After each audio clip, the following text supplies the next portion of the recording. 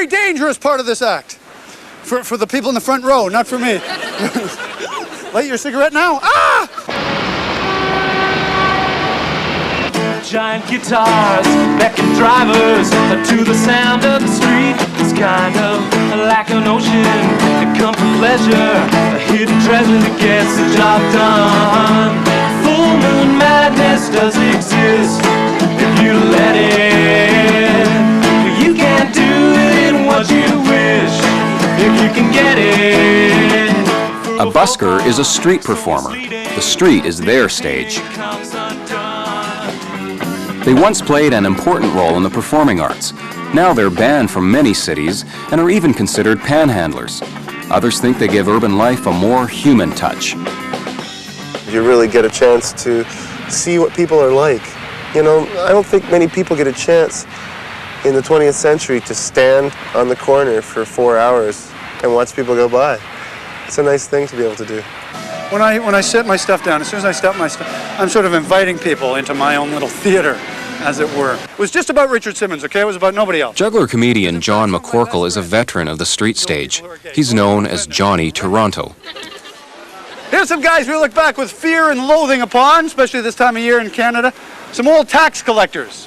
Here's the 1972 tax collector. Looks something like this. Give me that money. Give me that money. Give me that money. 1982 tax collector. Give me that money, give me that money, give me that money, give me that money, give me that money.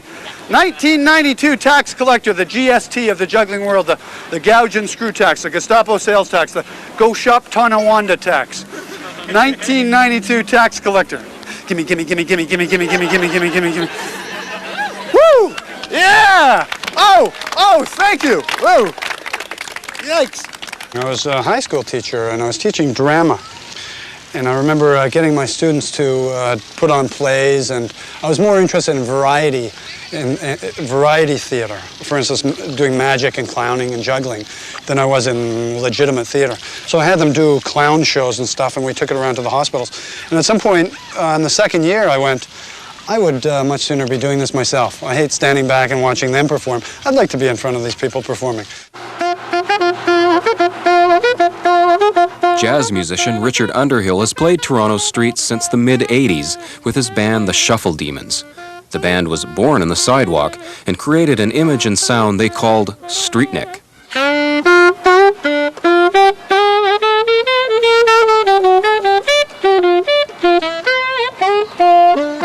I remember the very first time was, I think, in front of a Chick Corea concert, and I started playing on the street just, I think, out of boredom more than anything. There was a huge lineup, and you know, it was an hour or two before the show, so I thought, why not? And I had a stupid little sign, you know, help me get to see Chick. It was a lot of fun to play outside, and the sound was really nice because it was echoing off the buildings, and I guess that's how I got hooked. Hey, baby, I am your monkey man, your monkey. I'll be your monkey man. John Rame and Greg Weir call themselves Pieces of Train. They started busking in a typical fashion. Our first experience with the street performance, I guess, was when we took a trip to Europe a few summers back, and that was really our first time ever playing live on the street, and it was a trial and error sort of experience we had. But we found once we were doing it, it's just, you know, every day it was our bread and butter at that time, and it provided us with a good source of income. I used to want to be a mime, but I couldn't shut up long enough. Anyway, Marcel, the guy that does all that mime stuff, comes down to Eaton Center, does a little juggling act, looks something like this. Marcel Marceau is one of many street performers who eventually became household names. Busking has a rich history that goes back long before Marceau's time. Murray Smith is a musicologist who's writing a thesis on busking. The 1st century AD, they have evidence of people busking in the Hippodrome. They also have evidence of street poets telling people what they don't like, politically speaking. But when you go back into the Middle Ages, the musical buskers were also schooled in juggling, and as comedians and as buffoons, they could do it all. And they moved very freely in society from the very high classes of the aristocracy to the lowest classes and bringing music, dance, art to the people.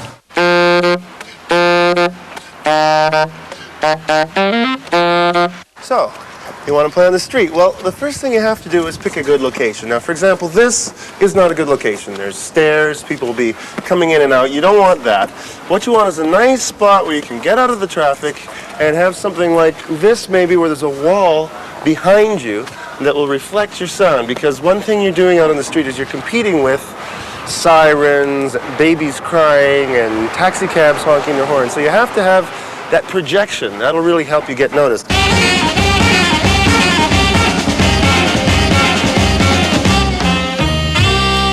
The street has proven to be a great start for Underhill and the Shuffle Demons. They've recorded 4 albums and have played concerts and festivals all over Europe and North America.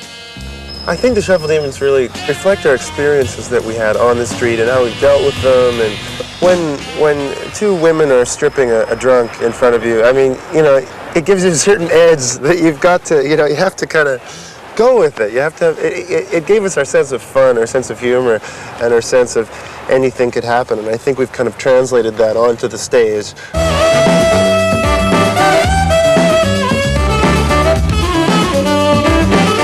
The Demons' first video, Spadinabus, recalls the good times they served up on the street.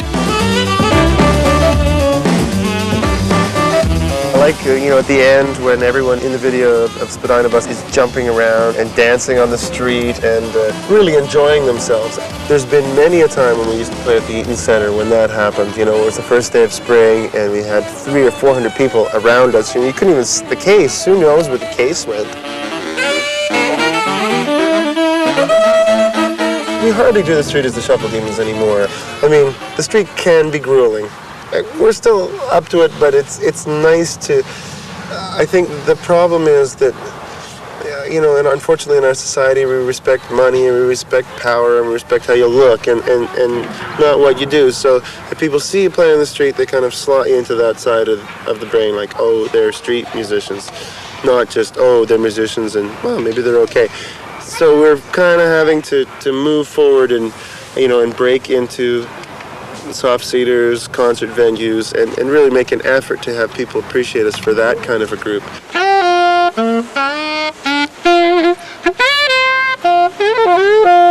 I think it's something that's really in my blood, me more than any of the Shuffle Demons. I think people can perceive it poorly, but I'm still going to keep doing it.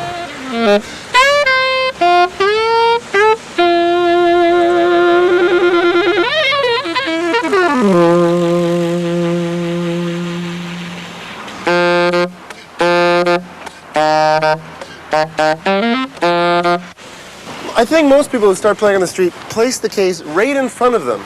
But this makes it a little bit alienating for the passers-by to try and actually put something in your case.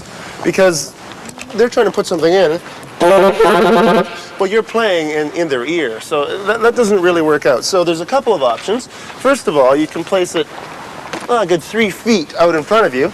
And this gives them some room, and they won't feel so embarrassed if they're going to put money in. However, if we're on a street here and people are walking by, you don't want to create a disturbance.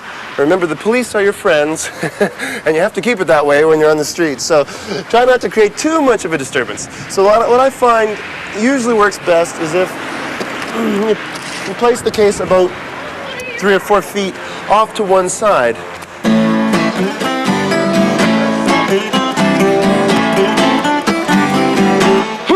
Well, I'm a direct descendant of the ape, my friend. And when I look in a mirror, I just can't pretend. In many ways, Pieces of Train represent the typical busker. They have day jobs, they play a few club shows, but they rely on subway and street performance for some extra cash and a free rehearsal space.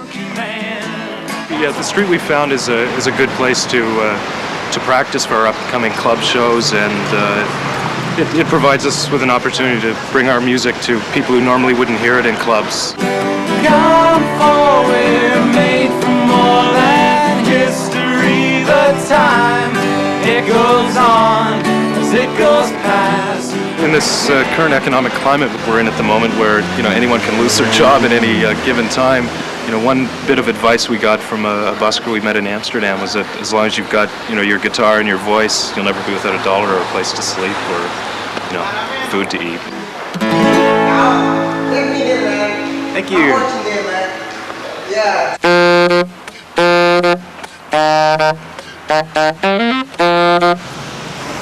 Money. That's an important part of playing on the street, obviously, because maybe that's why you're doing it. Maybe you're doing it for fun, and maybe a little bit of both. But what you really need to do in order to at least get yourself started is seed the case. What we call seeding the case, usually with a $2 bill. Now, depending where you are, you might want to use a 10 guilder note if you're in Holland, or a 10 Deutschmark note in Germany. But you place the $2 bill in the case. Now, we note here we have a kind of a messy case. You want to clean that up. Oh, I feel like I'm on a gardening show. You want to clean this up a little. Clean up the case. Now, you're also noticing, perhaps, that the $2 bill is moving in the wind. And there's been several times when I've been caught running after small amounts of money down the street. It's kind of embarrassing. So the best thing to do for that is to take a little handful of change and hold it down. So people are aware that, yes, you're worth at least $2, and they might actually catch the idea that they should try and secure it in some way, especially if it's a windy day. For John McCorkle, busking is a full-time business. Hi, Johnny. It's Peter Dunn calling from Brockville. He's in demand, performing in comedy clubs, country fairs, and private engagements. Life was simple at one point. You just got up and, I slept until about noon, and then got up and messed around, practiced most of the day, and then headed out on the streets about 7 or 8 o'clock at night, unless it was Sunday, and then down the beaches about 2 o'clock in the afternoon. But now it's like phone call after phone call. Sometimes I think I am working in an office. Juggling is kind of an absurd, if I may philosophize for a moment, juggling is kind of an absurd, paradoxical art, because you spend hours and hours by yourself in your privacy of your own backyard or bedroom or studio in order to go out and entertain people in a big group. But literally, you spend hours all by yourself practicing the same thing over and over and over again. And it's got to be boring, and it's got to be an antisocial activity. But hey, you're doing it so that you can go out and amuse people. Here's my impression of a helicopter. Here. I've been doing it for 12 years, and I still have trouble going out and just sort of gathering a crowd from nothing.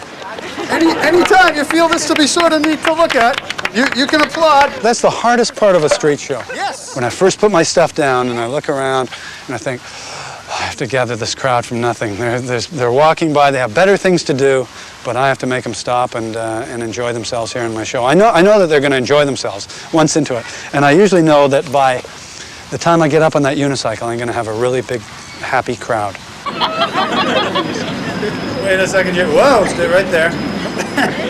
Now, Jerry, I'm going to keep doing this, Jerry, until your hair looks like mine, all right? Because that's how I started. Some goof named Jerry got me up to do this.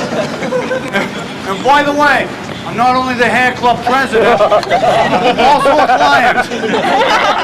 Jerry's been a great volunteer. Give him a really big round of applause. Thanks, Jerry. Go.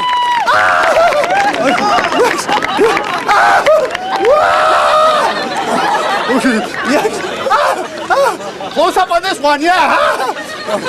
I have to be pretty versatile. You're working against all kinds of elements. It could be windy, it could be starting to rain. Plus I have to have that rapport with the audience. Before I juggle the torches, a couple of basic moves. Just basic moves on the tall unicycle. First of all, forward. And of course, more forward.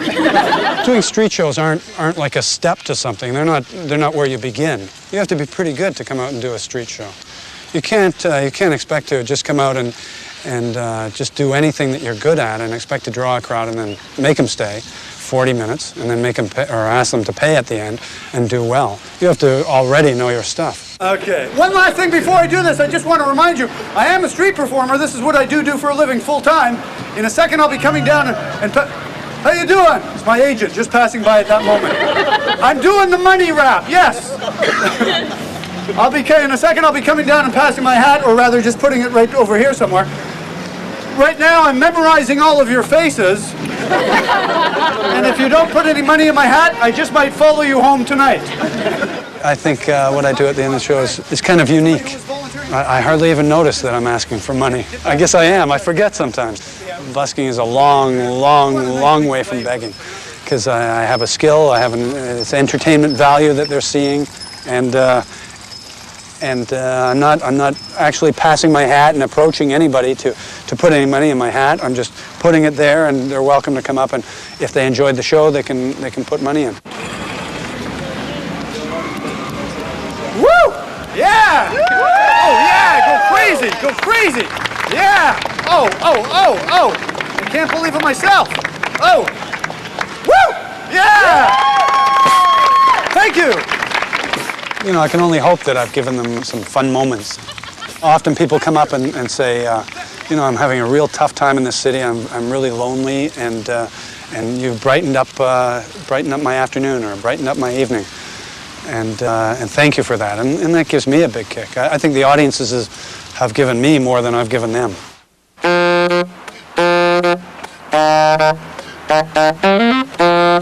The only missing ingredient, I guess, at this point, is to play. Man.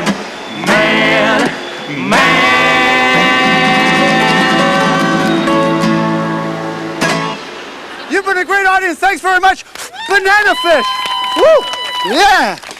Thank you.